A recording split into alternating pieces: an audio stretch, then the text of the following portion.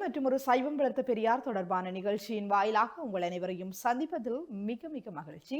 சைவம் வளர்த்த பெரியார் என்கின்ற நிகழ்ச்சியினூடாக பல விடயங்களை நாங்களுமே தந்து வருகின்றோம். குறிப்பாக சைவ சமயம் வளர்வதற்காக அரும்பாடுபட்ட பல பெரியவர்களுடைய வாழ்க்கை வரலாற்று தொகுப்பை நாங்களுமே தருவது வழக்கம். அவர்களுடைய இந்த வாழ்க்கை வரலாறானது எங்களுடைய வாழ்க்கைக்கு முன்னுதாரணமாக இருக்கின்ற அதேவேளை வாழ்க்கைக்குரிய பல பாடங்களை நாங்களுமே கற்றுக்கொள்ளக்கூடியதாக இருக்கின்றது. குறிப்பாக பார்த்தோம் அப்படின்னு சொன்னா நாங்கள் பல்வேறு சித்தர்கள் ஞானிகள் தொடர்பாக கடந்த வாரங்களில் எல்லாம் பார்த்திருந்தோம். அந்த வகையிலுமே இன்றைய நாளிலும் நாங்கள் பார்க்க இருக்கின்ற சைவம் வளர்த்த பெரியார் திருநாவுக்கரசு நாயனார். திருநாவுக்கரசு நாயனார் என்று சொல்லி பார்த்தாலே சிறுவர்களுக்கு கூட அநேகருக்கு தெரிந்திருக்கும். ஏன்னு சொன்னால் எங்களுடைய சைவ சமயத்திலே சிறுவர்களுடைய பாட புத்தகங்களில் கூட இவர் தொடர்பான விடயங்கள், இவர் பாடிய பதிகங்கள் எல்லாம் மாணவர்களுக்கு கற்பிக்கப்பட்டு கொண்டிருக்கின்றன. இன்றுமே எல்லோருமே பார்த்து வியந்து கற்றுக்கொண்டிருக்கின்ற ஒரு வரலாறு என்று கூட நாங்கள் சொல்லிக்கொள்ளக்கூடியதாக இருக்கும். திருநாவுக்கரசர் தொடர்பாக பார்த்தோம் என்று சொன்னால் திருமுனைப்பாடி நாட்டிலே திருவாமூரிலே பிறந்த ஒருவராக இருக்கின்றார். புகழனாருக்கும் மாதினியாருக்கும் மகனாக இவர் அவதரித்திருக்கின்றார். குறிப்பாக பார்த்தோம் என்று சொன்னால் எங்களுடைய திருநாவுக்கரசு நாயனாருடைய இயற்பெயர் என்ன, அவருக்கு எவ்வாறு வெவ்வேறான பெயர்கள் சூட்டப்பட்டன போன்ற விடயங்களை இன்றைய நாளில் பார்க்க இருக்கின்றோம். அது மாத்திரமல்லாமல் அவர் தன்னுடைய வாழ்க்கையிலே எவ்வளவோ அற்புதங்களை நிகழ்த்தி இருக்கின்றார். அவருடைய அற்புதங்களை நாங்கள் பார்க்கின்ற போது அவர் மக்களுக்கு இன்னும் பல நன்மைகள் செய்திருக்கின்றார் என்பதை நாங்கள் அறிந்து கொள்ளக்கூடியதாக இருக்கின்றது. குறிப்பாக பார்த்தோம் என்று சொன்னால் திருநாவுக்கரசு நாயனாருடைய தமக்கையார் திலகவதி அம்மையார், அவர் தொடர்பாக நாங்கள் பார்த்தோம் என்று சொன்னால் அவரும் தன்னுடைய சகோதரனுடன் இணைந்து பல விடயங்கள், அதாவது சைவ சமயத்தை போற்றி பாதுகாப்பதற்காக பல விடயங்களை நிகழ்த்தி இருக்கிறார் என்றுதான் சொல்லிக்கொள்ள முடியும். இவ்வாறு இருக்கையிலே எங்களுடைய திருநாவுக்கரசு நாயனாருடைய வாழ்க்கை வரலாறு மிக மிக நீண்டதாக இருக்கின்றது. அவருடைய வாழ்க்கை வரலாறு தொடர்பாக நாங்கள் இன்றைய நாளிலும் விரிவாக பார்க்கலாம். திருமுனைப்பாடி நாட்டில் தெய்வநெறி சிவம் பெரியாருக்கும் திருவாமூர் எனும் ஊரில் வேளாண் மரபில் குறுக்கியர் குடியில் புகழனார் மாதிரியார் இருவரும் இணைந்து இல்லம் நடத்தி வந்தனர். அவ்விருவருக்கும் திருமகளாய் திலகவதியாரும் சில ஆண்டுகள் கழித்து மருநீக்கியரும் உலகில் கலைத்துறை தழைக்கவும் அருந்தவத்தோர் நெறிவாழ்வும் திருவவதாரமும் செய்தனர். பெற்றோர் உரிய நாளில் மருநீக்கியரை பள்ளியில் அமர்த்தி கலை பயில செய்தனர்.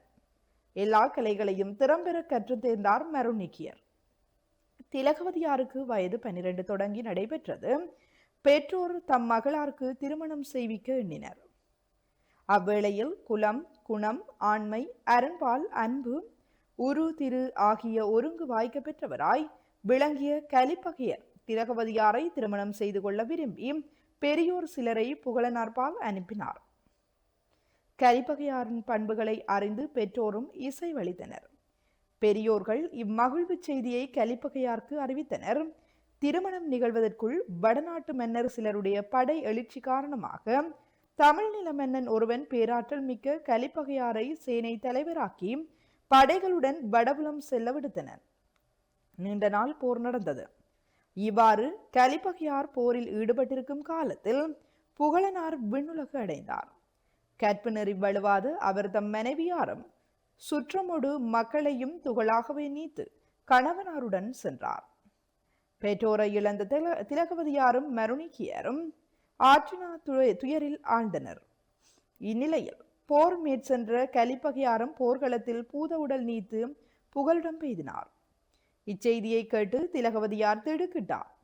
என் தந்தையும் தாயும் என்னை அவருக்கு கொடுக்க இசைந்தார்கள். அந்த வகையால் அவருக்கே நான் உரியவள். ஆகையால் இந்த உயிரை அவர் உயிரோடு இசைவிப்பேன் என்று கூறி உயிர்விட துணிந்தார். மருநீக்கியர் தமக்கையின் திருவடிகளில் வீழ்ந்து வணங்கி புலம்பினார். தந்தையாரை இழந்த பின் தங்களை வணங்க பெறுதலால் யான் இதுகாரும் உயிர் தரித்திருக்கின்றேன். இந்நிலையில் என்னை கைவிட்டு தாங்கள் பிரிவீராயின் தங்களுக்கு முன் நான் உயிர் துறப்பேன் என்று உறுதிமொழி அளித்தார். இவ்வாறு நாங்கள் பார்க்கின்ற போது தமக்கையருடைய ஒரு தவநிலையானது தம்பியின் மனக்கலக்கம் திலகவதியாருடைய மனத்தை மாற்றியது. தம்பியார் இவ்வுலகில் உளராக வேண்டும் என்று கண்டி தம் முடிவை மாற்றி கொண்டார்.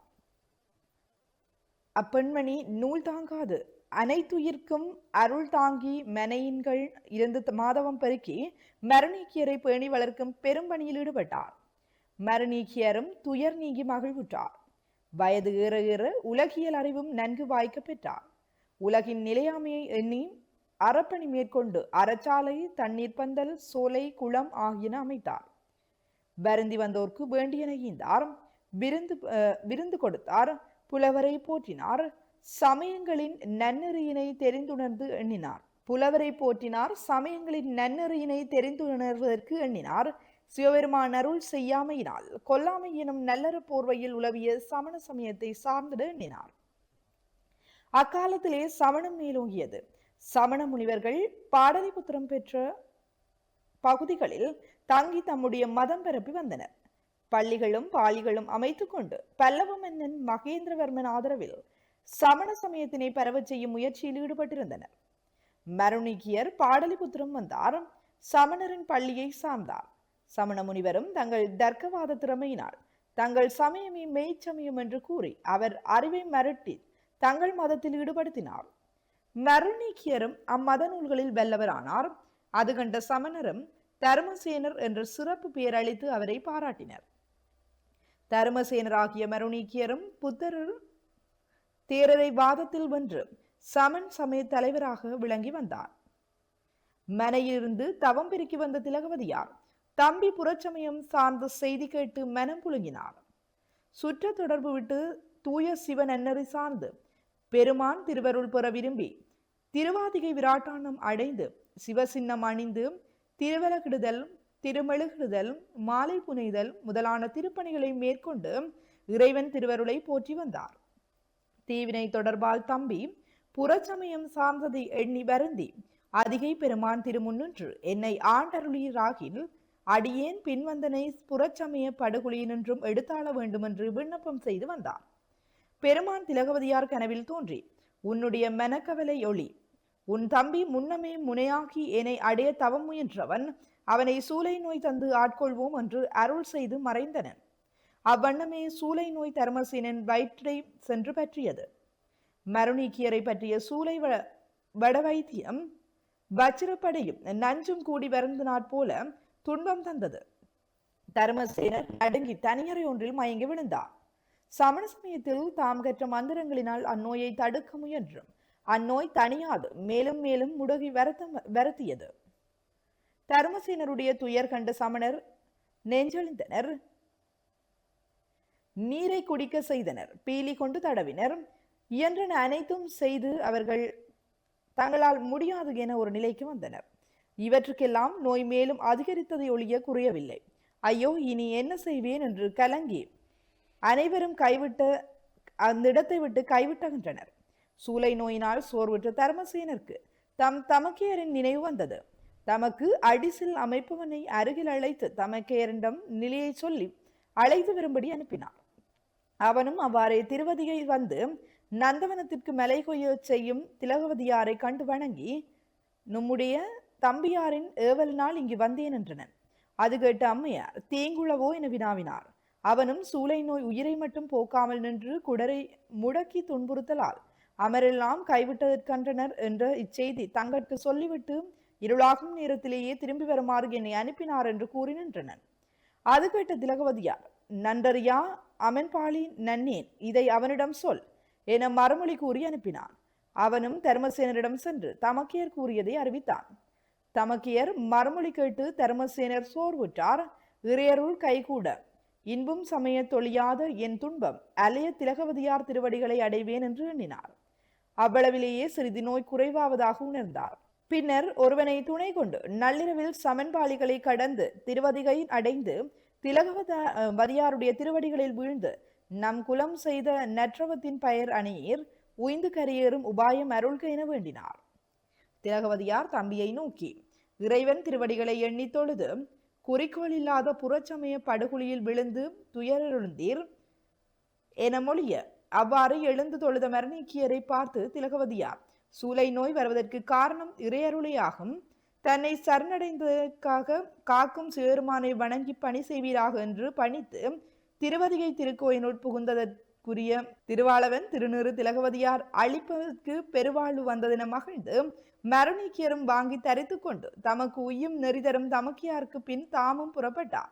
மருணிக்கியருடைய அகத்திருள் நீங்குமாறு புறத்திருள் நீங்கி புலர்ந்தது. திலகவதியார் தொண்டு புரிய இறைவன் திருவருளால் தமிழ் மாலை சாத்தும் உணர்வு வர சூளையும் மாயையும் நீங்கும் பொருட்டு கூற்றாயினவாறு என தொடங்கும் திருப்பதிகம் அருளி செய்தார். திருப்பதிகம் பாடும் பொழுது சூளை நோய் நீங்கியது. சிவபெருமான் திருவருட்கடலில் மூழ்கி திளைத்தார். கண்களில் ஆனந்த வெள்ளம் பெருக தம்மை புறச்சமய இருளிலிருந்து மீட்டருளிய சூளை நோய்க்கு நன்றி தெரிவித்து திருவருள் இன்பத்தில் திளைத்து நின்றார். இவ்வேளையில் யாவருக்கும் வியப்பு வானிடை இறைவன் திருவாக்கு எழுந்தது. செந்தமிழ் சொல் மலராகிய பாமாலை பாடிய தன்மையினால் நின்பெயர் நாவுக்கரசு என உலகேழிலும் விளங்குக என்றெழுந்த அருள்மொழி கேட்டு இப்பெருவாழ்வு அடைதற்குரியதோ என வியந்து ராவணனுக்கும் அருள் செய்த இறைவனது வல்லமையை பாடுவதையே கடமையாக கொண்டு அதிகை பெருமானை வணங்கி போற்றினான். இவ்வாறு மருநீக்கியர் இறைவன் திருவருள் பெற்று திருநாவுக்கரசராக புறச்சமய இருள் நீங்க புறப்பட்டது எண்ணி உலகம் மகிழ்ந்தது. திருநாவுக்கரசர் சிவ சின்னங்கள் அணிந்து உளவார படையேந்தி முக்கரணங்களினாலும் பக்தி செய்ய முற்பட்டார். திருநாவுக்கரசர் சிவனரி சேர்ந்த செய்தி சமணர் செவிகளுக்கு எட்டியது. தம் சமயத்தை நிலைநிறுத்தி வந்த தர்மசேனர் சைவம் சார்ந்து ஒருவராலும் நீக்க முடியாத சூளை நோயை நீங்க பெற்றார் என்பதை உலகம் அறியின் நம்மதம் அழியும் என்று அஞ்சினர். மன்னனும் இச்செய்தியை மறைத்து மொழிந்தனர். தர்மசேனர் தம் தமக்கையார் மேற்கொண்டிருக்கும் சமயத்தை சாரா விரும்பி சூளை நோய் வந்ததாக பொய் கூறி சைவராய் நம் மதத்தையும் கடவுளையும் இழித்துரைக்கின்றார் என்று பொய் செய்தி சித்தரித்து மெய்யுரை போல் வேந்தனிடம் விளம்பினார். இத்தகைய குற்றத்திற்கு தரப்படும் தண்டனை யாதென அவர்களையே வினாவினார். அரசன் நன்றாக தண்டித்து ஒருக்க வேண்டும் என்றனர் சமணர். மன்னவன் அமைச்சரை வரவழைத்து திருநாவுக்கரசரை தம்மிடம் அழைத்து வருமாறு அனுப்பி வைத்தார். அமைச்சரும் திருநாவுக்கரசரிடம் சென்று அரசன் ஆணையை அறிவித்து நின்றனர். திருநாவுக்கரசர் சிவபெருமானுக்கோ மீளாயாளாய் அவன் திருவடிகளையே சிந்திக்கும் நாம் யாருக்கும் அடங்கி வாழும் எளிமையுடையோம் அல்லம். நம் அனைவர் மீதும் அஞ்சோம் என்கின்ற பொருள் பொதிந்த தொடக்கத்தையே உடைய நாமர்க்கும் குடியல்லோம் என்று தொடங்கும் மறுமாற்ற திருத்தாண்டக பதிகத்தை பாடி அருளினார். இவ்வாறு நாங்கள் பார்க்கின்ற போது திருநாவுக்கரசருடைய வாழ்க்கையானது மிக மிக வித்தியாசமான ஒரு கோணத்தில் நகர்ந்து சென்றிருக்கிறது என்பதை நாங்கள் பார்க்கக்கூடியதாக இருக்கின்றது. குறிப்பாக பார்த்தோம் அப்படி என்று சொன்னா இவர் பிறந்த ஒரு குலமாக இருக்கட்டும் அல்லது மதமாக இருக்கட்டும் இவர் சைவ சமயத்தை சேர்ந்த ஒருவராக இருந்திருக்கின்றார். தன்னுடைய இடைப்பட்ட பருவத்திலே சமண சமயத்தை சார்ந்திருக்கின்றார். அங்கு அவருக்கு தர்மசேனர் என்கின்றதான பேரும் வழங்கப்பட்டிருக்கின்றது. அது மாத்திரமில்லாமல் அவர் திரும்பவுமே சூளை நோய் ஏற்பட்டு திரும்பவும் சைவ சமயத்துக்கு அவர் மாற்றம் பெற்றிருக்கின்றார். இவை அனைத்தும் நாங்கள் பார்க்கின்ற போது ஒரு இறைவனுடைய ஒரு செயற்பாடு என்றுதான் நாங்கள் சொல்லிக் கொள்ள முடியும். ஏனென்று சொன்னால் பிறந்த மதம் ஒன்றாக இருக்க இவர் வெவ்வேறு மதத்துக்கு சேர்ந்திருக்கின்றார். இருந்தாலும் இவருக்கு சூளை நோயை அழித்து திரும்பவுமே சைவ சமயத்திற்கு இறைவன் ஆட்கொண்டிருக்கிறார் என்றுதான் நாங்கள் சொல்லிக் கொள்ள முடியும்.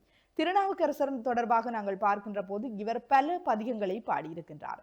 அது மாத்திரமில்லாமல் இவருடைய இயற்பெயர் வேறாக இருந்தாலும் வெவ்வேறு பெயர்களால் இவர் அழைக்கப்படுகின்றார். உளவார படையாளி, அது மாத்திரமில்லாமல் வெவ்வேறு பெயர்கள் இவரை பற்றி நாங்கள் சொல்லிக்கொண்டே செல்லலாம். இவர் மாத்திரமில்லாமல் இவர் திருஞான சம்பந்தருடன் இணைந்தும் பல அற்புதங்களை நிகழ்த்தி இருக்கின்றார். இவர் நிகழ்த்திய ஒவ்வொரு அற்புதங்களுமே மக்களுக்கு நன்மைகளை அளிக்கக்கூடியதாக இருந்தது என்றுதான் நாங்கள் சொல்லிக் கொள்ள முடியும். இவர் அற்புதங்கள் மாத்திரமில்லாமல் பல்வேறு சிவ தொண்டு செய்திருக்கின்றார். இறைவனுடைய இந்த கோயில்களுக்கு சென்று பல்வேறு திருத்தொண்டுகள் செய்து கொண்டிருக்கிறார். மாலை கட்டி கொடுப்பதாக இருக்கட்டும் அல்லது அங்குள்ள இடங்களை துப்புரவு செய்வதாக இருக்கட்டும், பல்வேறு விடயங்களை இவர் செய்திருக்கிறார். பல தல யாத்திரைகளை மேற்கொண்டிருக்கிறார். திருநாவுக்கரசர் தொடர்பாக நாங்கள் பார்க்கின்ற போது இன்றைய காலத்தில் சிறுவர்கள் கூட அவர் தொடர்பாக அறிந்திருப்பார்கள். ஏனென்று சொன்னால் அவருடைய பதிகங்கள் இன்றும் பாடசாலை மாணவர்களுடைய புத்தகங்களில் நாங்கள் பார்க்கக்கூடியதாக இருக்கின்றது. திருநாவுக்கரசருடைய வாழ்க்கை வரலாற்றிலே அவர் செய்த அற்புதங்கள் இன்றும் சிறுவர்கள் பார்த்து வியக்கின்ற ஒரு விடயமாக இருக்கின்றது. எங்களுடைய மதம் வளர்வதற்கு இவர்களுடைய பங்களிப்பு மிக மிக பெரியது என்றுதான் நாங்கள் சொல்லிக் கொள்ள முடியும். பல்வேறு மதங்கள் இருந்தாலும் அந்த மதங்களை விட எங்களுடைய மதத்தை நாங்கள் சிறப்பித்து காட்ட வேண்டும் என்பதற்காக தங்களுடைய வாழ்க்கையில் பல விடயங்களை இவர் செய்திருக்கிறார் என்றுதான் நாங்கள் சொல்லிக் கொள்ள முடியும். இவ்வாறு இருக்கையிலே இவருடைய வாழ்க்கை வரலாறு மிக நீண்ட வரலாறாக இருக்கின்றது. இவர் செய்த அற்புதங்கள் அநேகமானவை என்றுதான் நாங்கள் சொல்லிக் கொள்ள முடியும். அவ்வாறு இருக்கையிலே திருநாவுக்கரசு நாயனார் செய்த அற்புதங்களை நாங்கள் தொடர்ச்சியாக அடுத்தடுத்த காணொலியில் பார்ப்போம் என்று சொல்லிக்கொண்டு இன்றைய நிகழ்ச்சியில் திருநாவுக்கரசர் தொடர்பான வாழ்க்கை வரலாற்றை பார்த்திருந்தோம். மீண்டும் மற்றொரு காணொலியில் சந்திக்கும் வரை உங்களிடமிருந்து விடைபெற்று செல்லும் நான் கலைஞர் அஜயகுமார். நன்றி நேயர்களே.